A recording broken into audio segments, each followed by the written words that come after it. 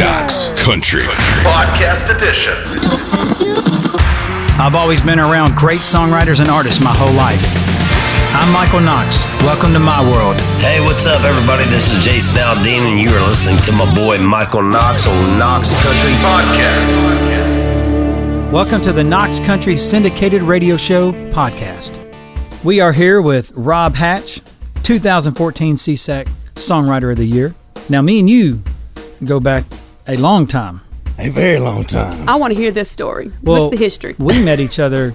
I mean, I don't know exactly where we met, but it was a Wildhorse. Let's see. It was. I moved here in 2001, I guess it was, and I was living with Jarrod Niemann and needed a job, and they had found me a job bartending at the Wildhorse Saloon. So I was there probably 2.5 years before I had anything happening, and Michael would go in there. Aldean was playing in there quite a bit back then, and Michael was working with Jason, and he was running Chapel at the time, Warner Chapel, and we got to be buddies. And he's like, "Man, I like you. Give me some songs, man." So I'd play him some songs, give him some songs, and he's like, "Man, I'm gonna sign you. I'm gonna sign you one day." And a few months went by, and I was like, "Michael, so what's going on, man?" He's like, "Well, dude," he goes, "Well, I could sign you, but I think they're fixing to fire me." And they did. So he saved me in a way. No, but he was down there during all the, Rob was the bartender down there during all the Jason Aldean showcases we would do for the record labels. That's right. Mike would leave me huge tips even after that. I think just because he felt bad because he couldn't sign. Well, right when I found out I was getting fired, I left bigger tips on my expense account. There you go. That's what happened. I knew. Wow, it went from $10 to $100 this week. This is awesome. All I ordered was a Red Bull. There for a few months. Thank you, Warner Chapel.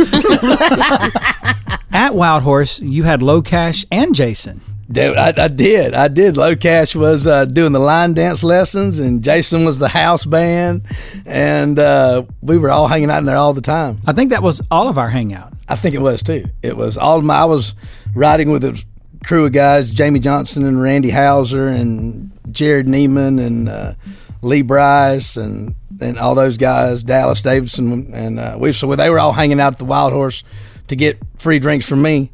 Yeah, but that's where I met Lee and Jarrod Niemann. Also, was down at hanging out at the Wildhorse in that back bar. The back bar. Yeah. Yep. So that's where everybody was hanging out.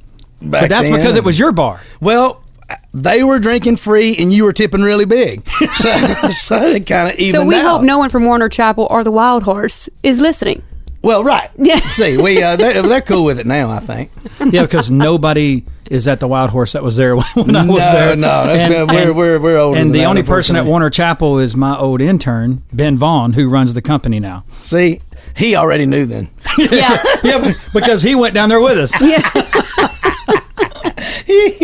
No, but that's awesome, dude. So tell that transition. It's like you were down there, you were at the Wildhorse. Now, did Jarrod and them help you get your first deal? Did they? Because those guys started getting record deals. Yeah, they did. Well, Jarrod was the first guy I met in town. My first day in town, matter of fact. So we ended up living together for 5 years. So Jarrod pretty much taught me the music business. I had no idea. I was so green. I had no idea what a publishing deal was, or a record deal, or how it worked, or how to get one, or how to learn how to do this. I had no clue.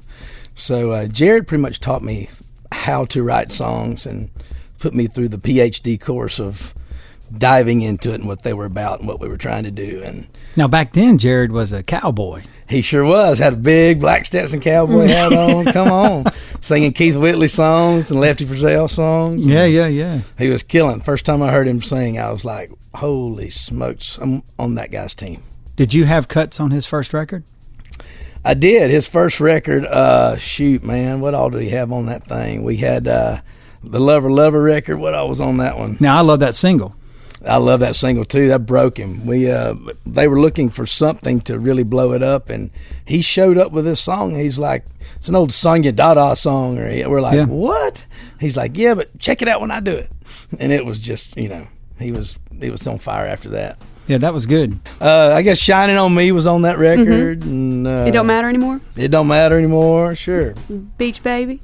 See? Now, Shining on Me, I know. Who all did you write that with? That was me and Lee and Jarrod and Lance. We were we were out on a road trip with Lee, I guess, and we crossed paths somewhere with Jarrod, and he was having a number one party at Billy Bob's in Fort Worth. Yeah. For the first one, Lover. Yeah. And so we all hopped on the bus together and ended up heading that way and met the other tour. One of them was doing a Brad Paisley show, and we sat on the bus during the Brad Paisley show and came up with Shining on Me. So something had to pay for our trip. So you went straight from being down at the bartender, yes, to jumping on tour buses. Well, it was close. We there was a time there that we didn't really have much going on, and Jamie Johnson, being all aggravated about it, he said, let's just do it ourselves. And I go, well, I have no idea what you're talking about, but okay, we'll do whatever you want. So somebody had got him a storage unit full of furniture. I don't know, for refinishing a house or something. And he said he could probably pawn it for a little bit of money and get us an office downtown. We'll just get us an office on Music Row and Wright. So he did. We got the cheapest place we could find was UA Tower back before it burnt down. So yeah. So Jarrod Niemann, it'd been cheaper after it burnt down. Way cheaper.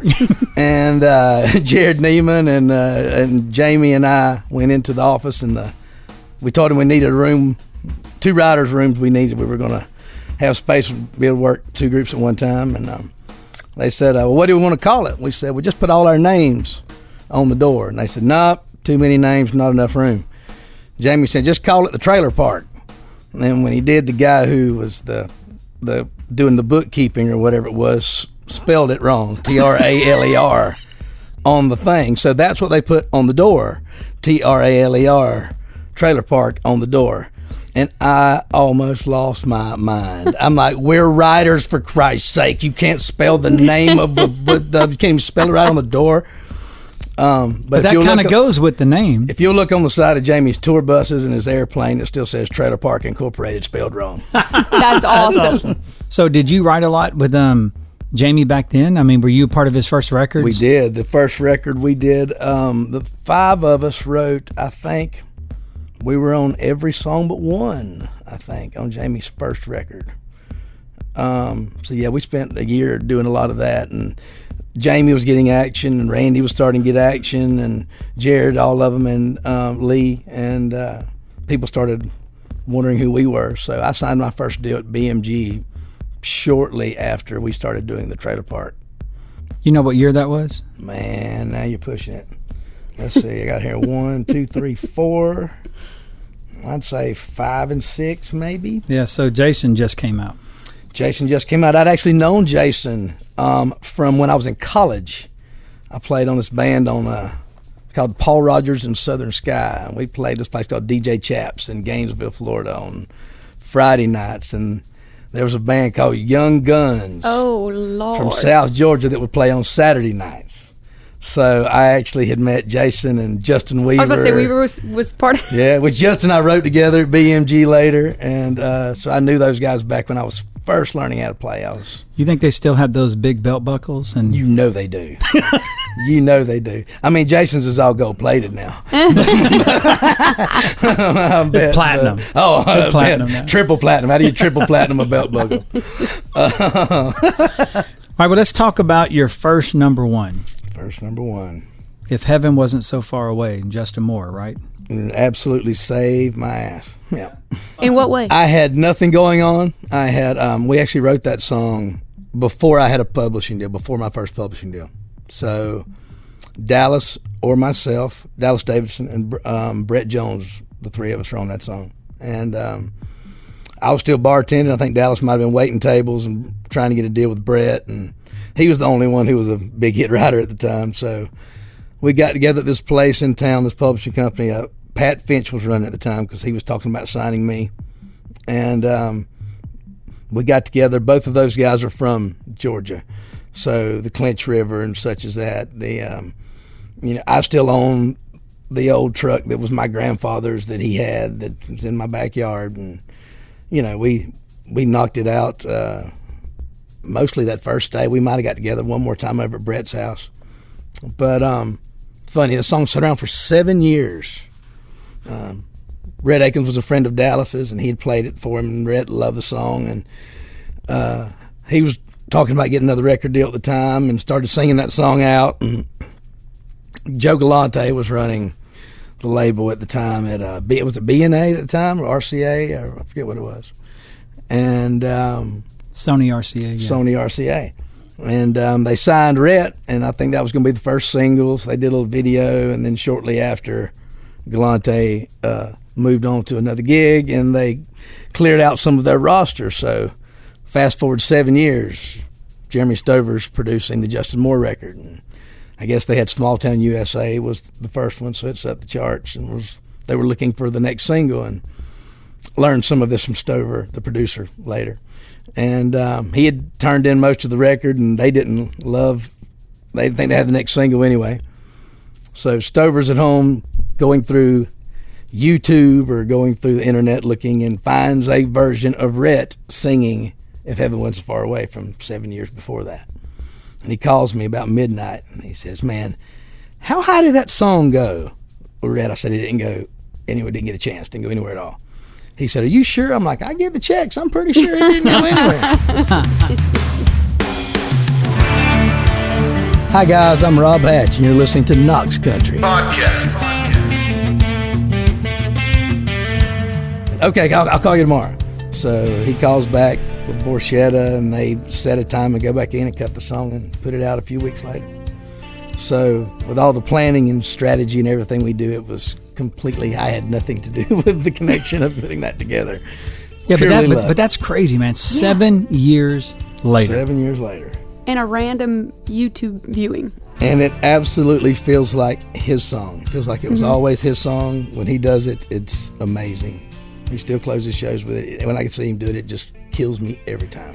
Yeah, I mean, but were y'all still writing on a regular basis 7 years later? We were all still pumping it away. So I got very fortunate that we wrote it early. It was on the Schedule A of my first publishing deal, so I was able to own more of it, thanks to Brett being willing to write with us back before we had anything going on. So what happened in that 7 year period? I mean, you didn't have a number one. So were you getting some other cuts? Yeah, we had. I was with a company called BMG for 2 years, and then I was with Keith Stegall and Warner Chappell for a year, and I signed with a company called Broken Bow or Magic Mustang. I was there for 8 years, and now I'm with a company called Cobalt. Just did a new deal and catalog deal with them. But so we were still writing. That was kind of a surprise. That one snuck up on us. We were focused more on our buddies at that point. Randy and Lee and Jamie, Jarrod, those guys. Yeah. Well, speaking of Randy, your second number one was Goodnight Kiss. It was. Yeah, that's awesome.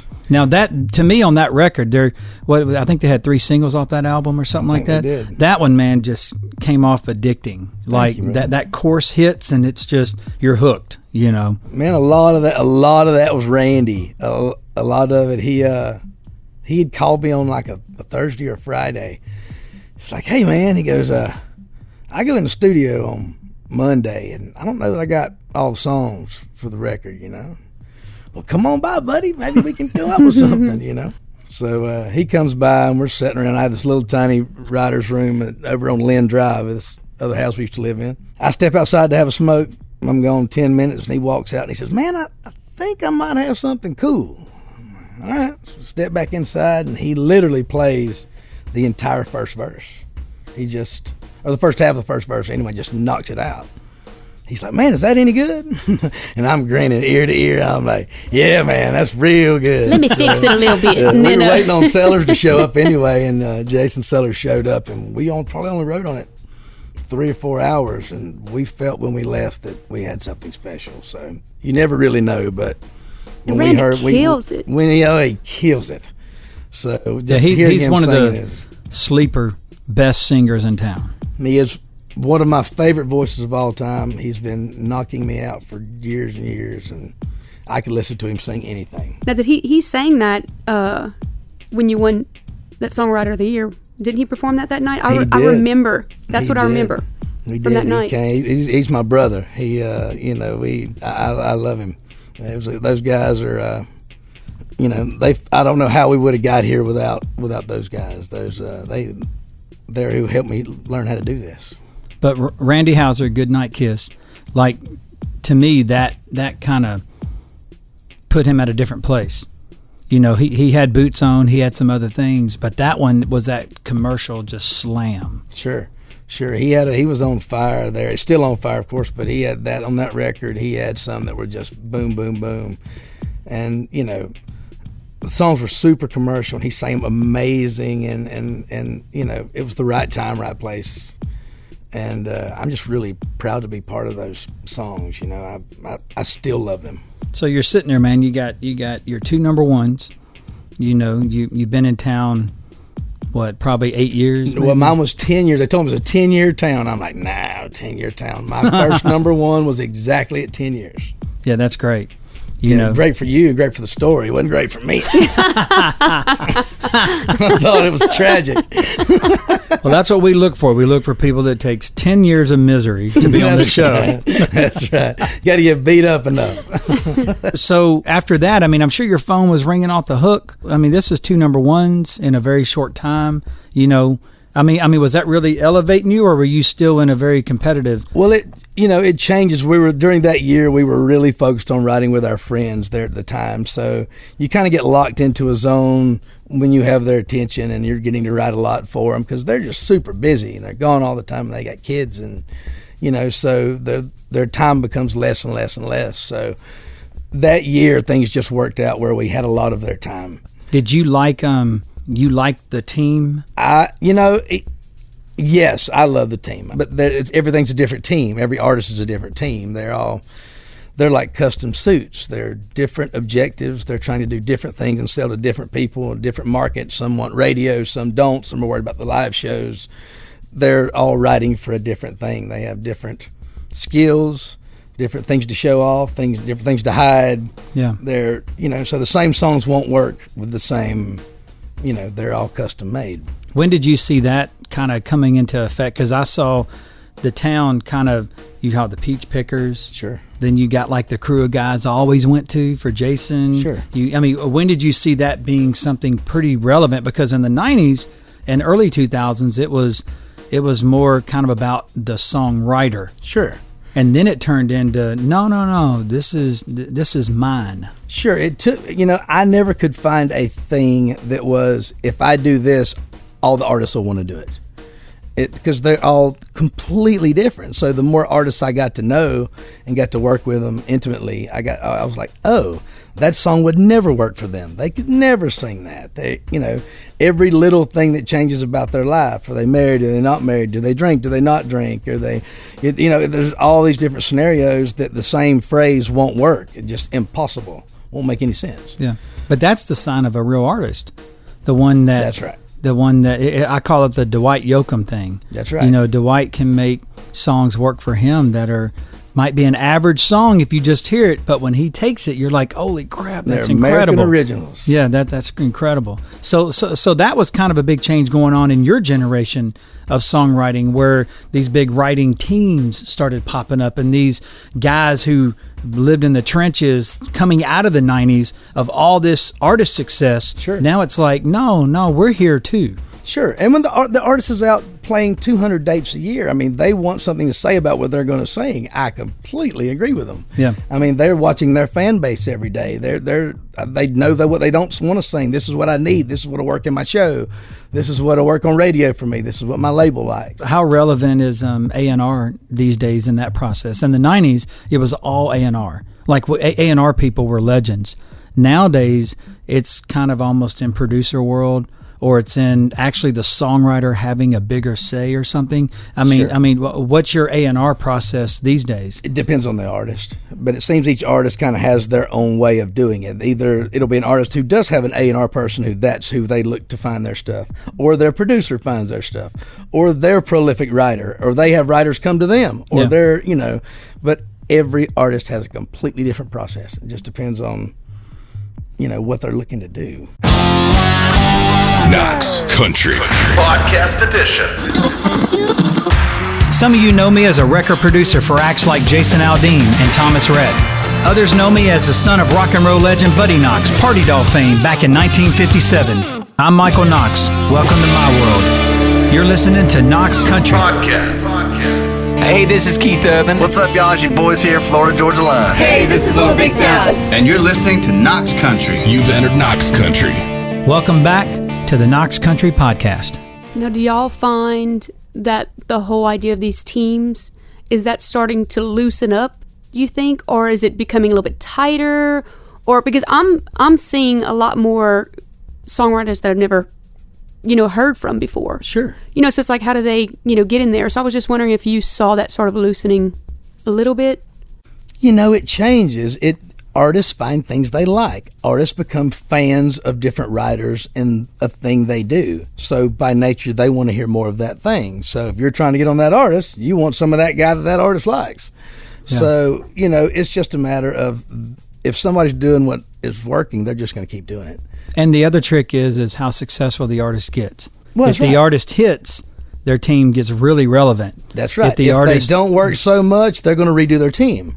They're going to say, okay, let's try these 4 or 5 writers. Or say some artists are really good songwriters and they know what they want to say. They'll find people who talk like them, phrase like them, have the same ideas, pictures of where they're from, because they grew up the same. They understand. When I say this thing, they picture the same thing I do. They understand each other easier, what they're trying to do. So you just find people that do those things. I mean, when Jason and Michael found each other, they found the perfect combination of what helped each other. Here's what I want to work with, and here's what I want to work with. And that's the combination that's hard to find. So when you find a combination like that, it's very hard keep to it leave. Close. Yeah. Well, and plus he's an extension of what I wished I could do, and leading into that, Lee Brice is kind of that with you a little bit, I guess, as an artist. Sure. That you get a lot of Lee Brice. You get a few Lee Brice cuts. We write a lot of songs together. I'm a super fan of his. I'm a super fan of all the people that I write with. They're, each person's in the room doing a different thing and a different superpower that they bring to the table. Now, his cut you've had on his single is probably your biggest cut, right? It's probably been the biggest hit. Tell us a little bit about that. And the song? The song, Because I Don't Dance. I wrote that song with a buddy of mine, Mr. Dallas Davidson, and Lee. But that's a huge song, dude. Thank you, bud. It is one of my favorites. It is. We started one night at Dallas's house, the old house he had a little pool in the back, and we all got together for dinner one night, and after dinner the subject got brought up, and I think we had a little too much to drink that night, so we had to get back together the next day and tweak at it some more.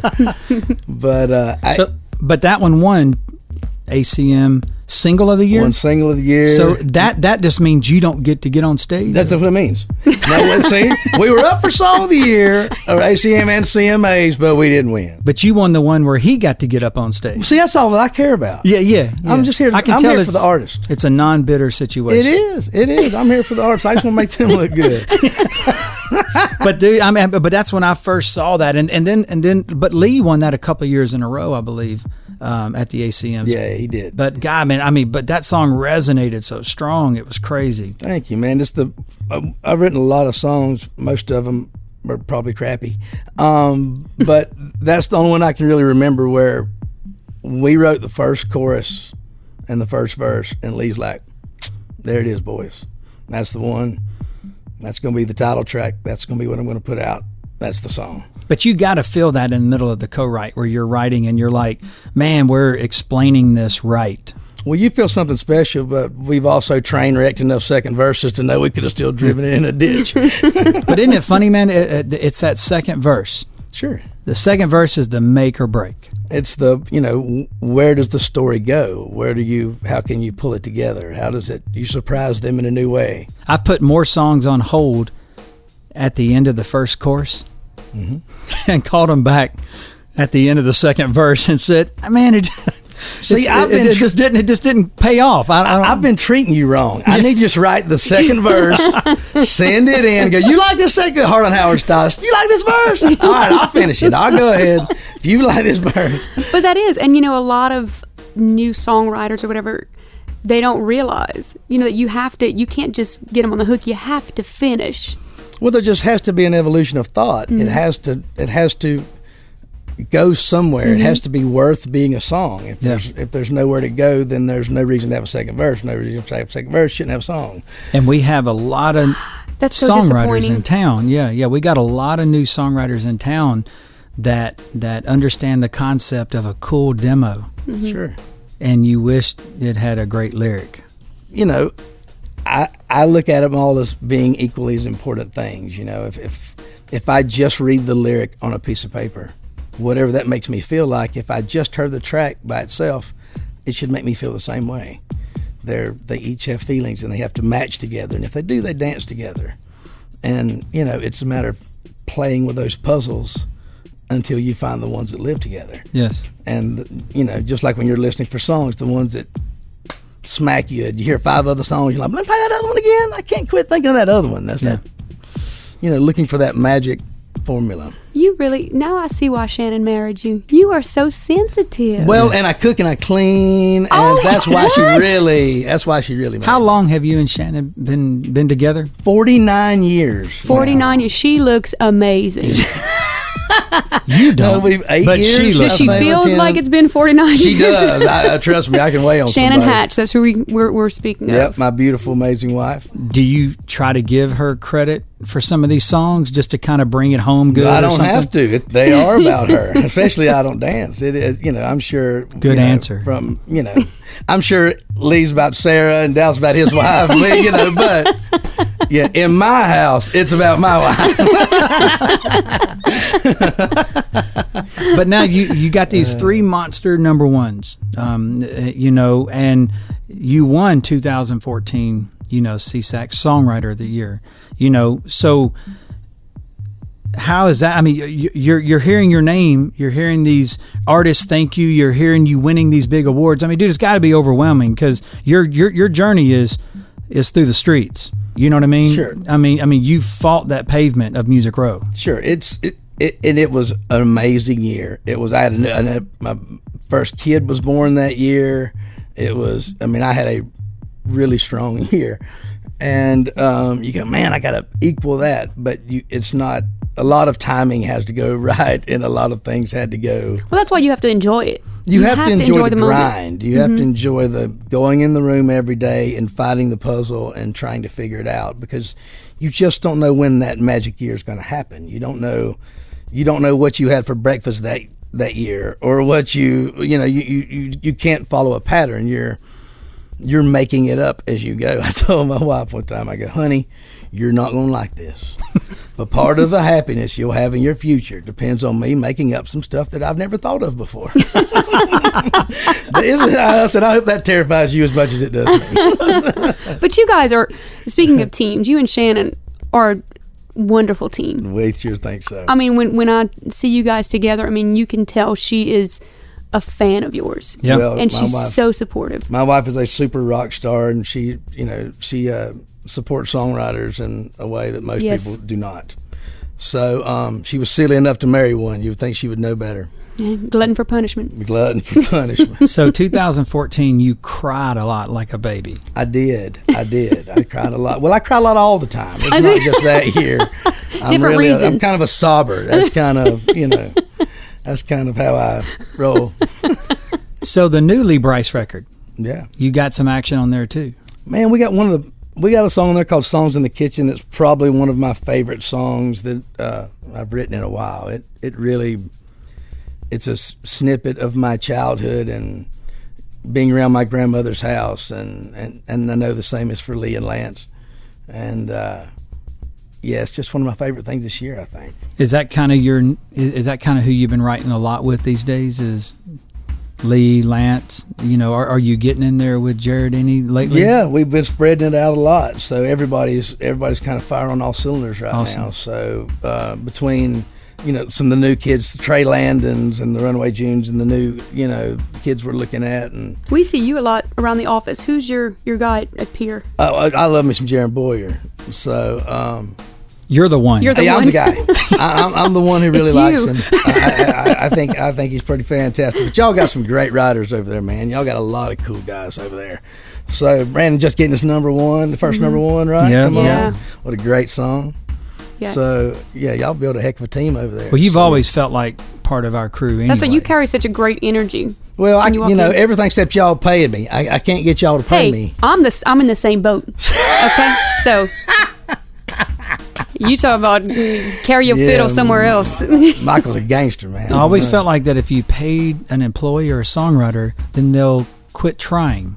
Or they'll just expect it. Hey, but I promise y'all, when y'all retire, there's a check. Coming. There's a check coming when I retire. There's a check coming for y'all. Yeah, I'll be there to check for it. It won't be in that mailbox. It won't be in that mailbox. You better go get it out of that casket. Hey guys, it's Shalacy. Check us out on the web at knoxcountry360.com or on Facebook, Instagram, and Twitter at knoxcountry360. Do you like to get out and play?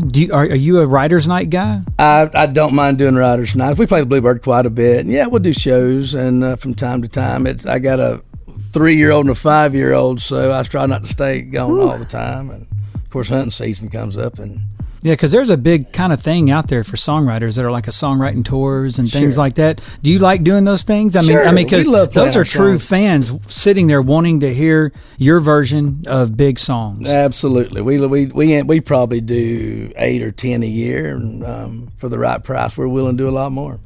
So we have a group of writers. We all get together and we'll end up traveling. And so, what does that mean? For the right price, we'll do a lot more. That means I am for sale. If that wasn't clear, I love your honesty. No, so what do you do for fun? You mentioned hunting. I'm a hunting fanatic. Now, are you like a bow hunter? Or? I do. I love to bow hunt and deer hunt. I own an outfitter in Southern Illinois with myself and Lance Miller and Steve Sork, another buddy Jeff Blackford. But we have outfitters and 10,000 acres, and people come to hunt. Every time someone does a hunt, it's only 3.5 hours from Nashville, so we'll guarantee a professional songwriter show as part of it. So that Luke Bryan song, Hunting, Fishing, Loving Every Day, that's actually a thing? That's the real thing. That is the thing. That's the thing. So, yeah, it's not faking. It's real. Now, is there something, do you love one over the other? I grew up doing them all. For me, it's about being outdoors. I like my music organic. I like to be outside. I'd much rather be in nature somehow. I'd rather ride outside, be outside. So your family, I mean, your dad, mom, anybody, were they musically? Absolutely not. They're still shocked and have no idea why. I never picked up a guitar till I was 19, going to University of Florida, I guess. Called a fraternity brother of mine, and he said, man, I'm going to come learn how to play guitar today. He said, all right. I came over, and he showed me 3 chords, said I only needed to know 2 songs, and that was that. Well, you starting that late, who was the thing that pointed you in that direction? There wasn't a point in that direction. I had never met anyone who played, sang, or anything else. I'm not really sure why I decided to do it. I went and bought 3 songbooks, Willie Nelson, Jim Croce, and Alabama. And it shows you where to put your fingers, you know. And I'm a little obsessive, so I was 2 or 3 hours a day beating away at it. And I went to a party, met a girl, and I wrote my first song about meeting that girl. And it worked how I hoped it would. Not the song, but with the girl. Yeah. And I thought, man, I should try to do that again. So I wrote 2 or 3 more just for fun. And I got a phone call from this guy named Paul Rogers, who had, not Bad Company Paul Rogers, but this guy named Paul Rogers from Ocala. And he called, he said, man, I hear you write songs. I said, well, I don't know about all that. And he said, well, I got one of the top bands around North Florida. We open up for a lot of the big acts. And he goes, I'm trying to get a record deal. He goes, but I need original songs. He goes, and I want to do your songs on stage. I told him, well, only if I get to be in the band. I thought it'd be great if I could pick up chicks, you know. So my last... Those are priorities again. See? So my last 3 years at Florida, I was with them every weekend, doing shows and doing gigs, kind of learning how to play live a little bit. He called me one day. He said, man, I need you to come with me to Nashville. I need to play for this guy. I might give me a record deal. You're the only one who knows all the original songs, or I'd take the good guitar player.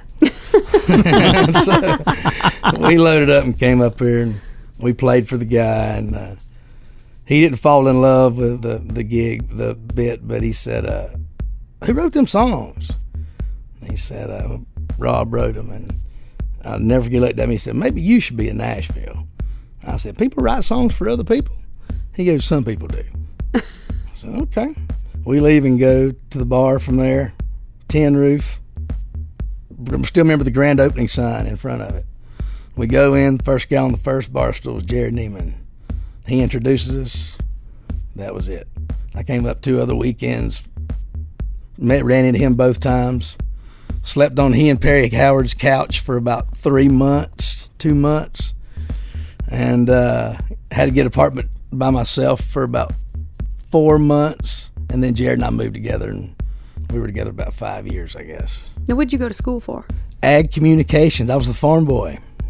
Ag communications and public relations. So, and I was there 6.5 years. So I have about 9 minors and everything you can think of. And yeah, you should have heard that conversation. Me calling my dad. I was about to say no. I had a gooseneck cattle trailer behind my truck loaded with all my furniture, and I called my dad going through Atlanta, which is about 5 hours out of my hometown. And I said, hey, Pop, I'm moving to Nashville I'm quitting school. I had 2 or 3 classes left before I graduated. I said, I'm quitting school and I'm moving to Nashville to write songs for a living. He said, let me tell you something, you little shit. He goes, you turn that truck around, bring that trailer home. My dad owned a Chevrolet dealership at the time. He said, you come take over this dealership or I'll sell it. I said, well, you can't jam me up. Go ahead and sell it if you need to sell it. And he did shortly after. And you were like, Dick, come. Took away my backup plan. But then the economy tanked the year after that. So he's been retired since he was 53 or something like that. Well, he got out at the right time. He nailed it. And then, see, but I love the full circle, man, about coming to Nashville and the first person you bumped into is Jarrod Niemann sitting right there. And then that's your crew. Those first guys you met, it's kind of like junior high. That's right. It's kind of like meeting the people who are in it together, the ones who have left whatever comfort they had and the people they knew and the security of that to come up here and test it and see how big a boy are you. But back then, Tin Roof was the place to meet those guys. It was. I met Jarrod on, it was a grand opening weekend, and can't believe I can tell this story. We walk in, and he's got this big cowboy hat, and he's got this smoking hot blonde, and she's licking all over him, just all over. Well, he might have spilled like some right, alcohol. He might have spilled some whiskey all over him. And the guy that brought us in introduces us, and Jarrod goes, what do you drink? And I said, Crown Royal. And he said, 10 shots of Crown Royal. He kills about 5 of them. He goes, those are yours. We have a few. We head to Tin Roof. He goes, the guy we're with is like, you got to hear this guy sing. He's unbelievable. You go to Tin Roof, pays the guy like $100 to get Jarrod on stage. It's packed. It's Friday night, Tootsie's just absolutely packed. He gets on stage, and we're drunk enough this time. He almost falls off the front and catches himself on the microphone. Stands himself up and still sings today the most perfect version of I Never Go Around Mirrors I've ever heard. Tootsie's went silent, and just 100 drunks piled in there went absolutely silent. You could have heard a pin drop. Yeah. And I just remember going, that's the most amazing thing I've ever seen. Yeah. I was like, that's when I decided, whatever team that cat's on, I want to learn that, because I've never seen anybody do that. He didn't even remember it the next day. Well, dude, it's awesome having you here. It's my pleasure. You know, I've known you a long time, from Wildhorse to 3 number 1s to today. You know, so I appreciate you coming in, man, and kind of telling us your story and everything. This is great. I love you, bro. My pleasure. Anytime. Shalacy, you're the best. Thank you. Mr. Rob Hatch, multiple number 1s, award-winning songwriter. Thank you for being here. Knox Country. Thanks for joining us on this episode of the Knox Country Podcast. Special thanks go out to co-host Miss Shalacy Griffin and producer Donnie Walker. See you next time.